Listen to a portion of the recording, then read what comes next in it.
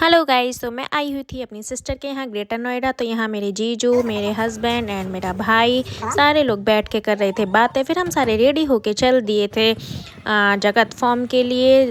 और अपनी बहन के यहाँ के बहन के कपड़े ना पहनो तो फिर क्या ही बहन के यहाँ जाना। तो हम पहुँच चुके थे जगत फॉर्म पे कुछ ऐसी स्ट्रीट फूड खाने के लिए। तो इस लड़के को हमेशा गोद में रखना पड़ता है रोड पे, क्योंकि ये हाथ छोड़ छोड़ के भागता है। तो फाइनली हम पहुंच चुके थे। तो सबसे पहले हमने लिए थे मोमोज़, क्योंकि ग्रेटर नोएडा के मोमोज़ तो बहुत फेमस होते हैं, सबने सुना ही होगा और बच्चों को भी बहुत पसंद आते हैं।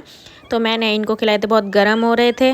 ग्रेटर नोएडा आके तो मोमोज़ खाना मेरा हमेशा का ही बनता है। तो यहाँ सारे लोगों ने खाए थे मोमोज़। पहले जब हम यहाँ रहते थे तो हम हर रोज़ मतलब हर तीसरे दिन तो खा ही लेते थे, बट अब तो महीनों में ही खाते हैं जब यहाँ आते हैं। और फिर आ गए थे यहाँ हमारे गोलगप्पे दही सौंठ वाले, क्योंकि मोमोज खा के लग गई थी बहुत सारी मिर्च।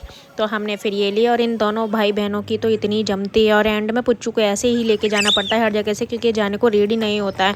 फिर हम पहुँच चुके थे सोसाइटी में, और इन दोनों में ये बहस रहती है कि सबसे पहले लिफ्ट का स्विच जाके कौन प्रेस करेगा।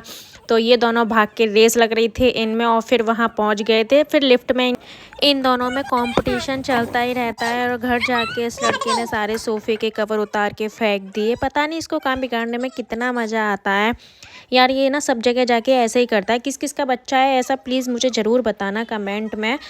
मैं डांट रही थी तो इसकी मौसी बोल रही थी, इसकी मौसी यानी कि मेरी दीदी बोल रही थी कोई बात नहीं, करने दे, बच्चा है। तो मैंने कहा ये बच्चा नहीं है, तूफान है, तूफान। देख लीजिए आप, थोड़ी सी देर में घर की क्या हालत कर दी इसने।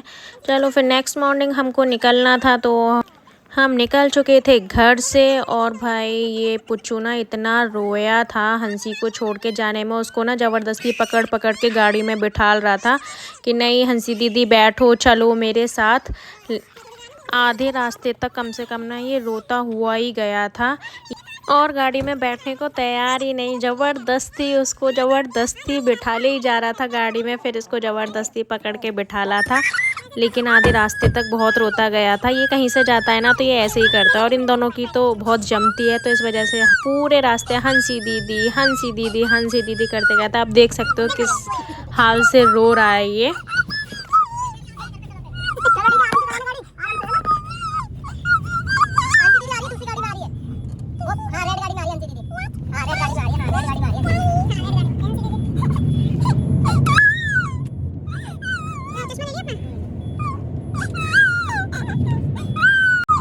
Bye bye, like comment share subscribe कर देना। मिलते हैं नेक्स्ट व्लॉग में।